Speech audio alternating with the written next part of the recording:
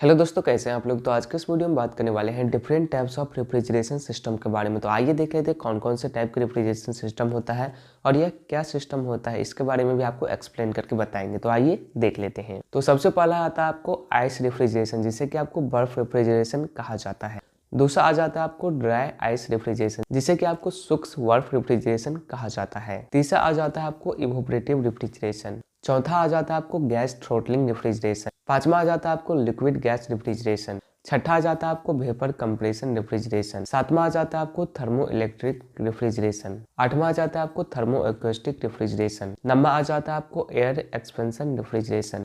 10वां आ जाता है आपको वेपर ऑब्जॉर्प्शन रेफ्रिजरेशन। 11वां आ जाता है आपको वर्टेक्स ट्यूब्स रेफ्रिजरेशन। 12वां आ जाता है आपको मैग्नेटिक रेफ्रिजरेशन।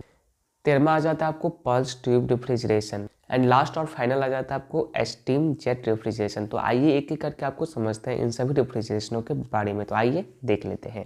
तो सबसे पहले हम जानते हैं आइस रेफ्रिजरेशन सिस्टम के बारे में, यह किसे कहा जाता है। आइए इसे समझते हैं। यह रेफ्रिजरेशन सिस्टम या प्रणाली जो होता है वो आपको सिर्फ कूलिंग करने के लिए इसका इस्तेमाल किया जाता है, जिसमें किसी स्थान का तापमान शीतकाल में बनी प्राकृतिक बर्फ तथा कृत्रिम बर्फ का प्रयोग करके क्या किया जाता है, तो कम किया जाता है।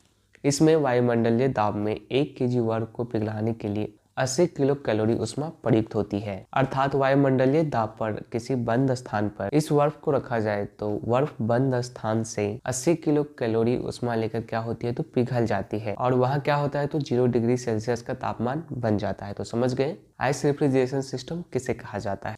तो आइए अब समझते हैं ड्राई आइस रेफ्रिजरेशन के बारे में। तो आइए देख लेते हैं। दोस्तों, ठोस कार्बन डाइऑक्साइड को क्या कहा जाता है, तो सूक्ष्म बर्फ कहा जाता है और इसकी विशिष्ट विशेषता है कि यह मध्यवर्ती तरल अवस्था या उच्च बनाने की क्रिया में परिवर्तन हुए बिना ठोस अवस्था में वाष्प अवस्था में क्या होता है, तो बदल जाता है। और अवस्था परिवर्तन के कारण यह वाष्प एंथैल्पी के तुल्य ऊष्मा का क्या करती है, तो अवशोषण करती है। सूक्ष्म बर्फ का वायुमंडलीय दाब पर अर्धोपातन तापमान -78 डिग्री सेल्सियस होता है। ओके, तो आइए अब जान लेते हैं इसका उपयोग कहाँ कहाँ किया जाता है। जो ड्राई आइस रेफ्रिजरेशन होता है इसका उपयोग कहाँ कहाँ किया जाता है। जैसे आप कहीं जाते हैं, परिवहन करते हैं, तो परिवहन के दौरान खाद्य पदार्थ को संरक्षित करने के लिए सूखी बर्फ का क्या किया जाता है, तो प्रयोग किया जाता है।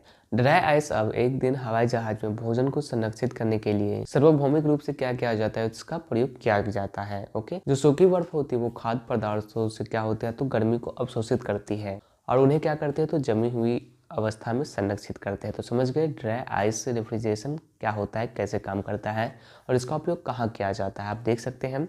तो आइए अब दूसरा रेफ्रिजरेशन के बारे में जानते हैं। तो आइए अब जानते हैं इवोपरेटिव रेफ्रिजरेशन सिस्टम के बारे में। तो आइए देख लेते हैं। किसी द्रव को जब इवोपरेट किया जाता है तो उसे क्या किया जाता है, तो चारों ओर से ऊष्मा दी जाती है, जिससे क्या होता है, तो जिससे द्रव ऊष्मा को अवशोषित करके वाष्प में बदल जाता है। जब स्प्रिट को हथेली पर रखा जाता है तो क्या होता है, तो हाथ की जो ऊष्मा होती है उसको अवशोषित कर लेती है, जिससे क्या होता है, तो जो हमारी हथेली होती है वो ठंडी प्रतीत होती है। जब मिट्टी के बर्तन में पानी भरकर ग्रीष्म ऋतु में उसे खुली वायु में हम रख देते हैं तो उससे क्या होता है, तो जो घड़ा का जो सूक्ष्म छिद्र होता है उससे क्या होता है, तो जो बाहरी वायु होती है वो क्या होती है, तो टकराती है और जो ऊष्मा होती है वो क्या होती है, तो बाहरी वायु से ठंडी हो जाती है और जो पानी होता है वो सूक्ष्म छिद्रों से क्या होता है, तो बाहर आ जाता है तथा क्या होता है, तो वाष्प बन जाता है। इस प्रकार जो घड़े का पानी होता है वो क्या होता है, तो ठंडा होता है। डेजर्ट कूलर अर्थात कक्ष कूलिंग रेफ्रिजरेशन प्रक्रिया इसी कंसेप्ट पे क्या होता है, तो आधारित होता है। तो समझ गए इवोपरेटिव रेफ्रिजरेशन सिस्टम किसे कहा जाता है। तो आइए अब जानते हैं थर्मो इलेक्ट्रिक रेफ्रिजरेशन सिस्टम किसे कहा जाता है। थर्मो इलेक्ट्रिक रेफ्रिजरेशन प्रकार फेलियर के प्रभाव को क्या करता है, तो नियंत्रित करता है। जब दो असमान धातु को दोनों सिरों पर जोड़ा जाता है इसके माध्यम से क्या होता है, तो सीधी धारा प्रवाहित की जाती है। इससे क्या होता है, तो एक जोड़ा जो होता है वो ठंडा हो जाता है तो दूसरा जोड़ा होता है वो क्या हो जाता है, तो गर्म हो जाता है। जिसमें किस किस धातु का उपयोग किया जाता है, जैसे कि सुरमा हो गया और बिस्मत हो गया। ये आमतौर पर उपयोग की जाने वाली क्या है, तो धातुएं हैं, क्योंकि वे अपनी ध्रुवता में विद्युत रासायनिक से क्या है, तो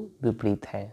और ठंडा सिरा को अगर आप बंद जगह पर रखेंगे तो क्या हो जाएगा, ठंडा हो जाएगा। यदि करंट का परिमाण जो होता है वो बढ़ा दिया जाए और चिप्स की एक श्रृंखला को एक साथ रखा जाए तो एक अच्छा शीतलन प्रभाव क्या किया जाता है, तो उत्पन्न किया जा सकता है। दोस्तों, समझ गए रेफ्रिजरेशन सिस्टम कितने प्रकार के होते हैं, कौन कौन से होते हैं। आपको एक एक का डिटेल चाहिए तो आप हमें कॉमेंट करके बता सकते हैं। आपको एक एक का सेपरेट वीडियो लेके आएंगे कैसे काम करता है क्या कुछ। तो वीडियो पसंद आए तो लाइक जरूर कीजिएगा। Thanks for watching this video. Thank you.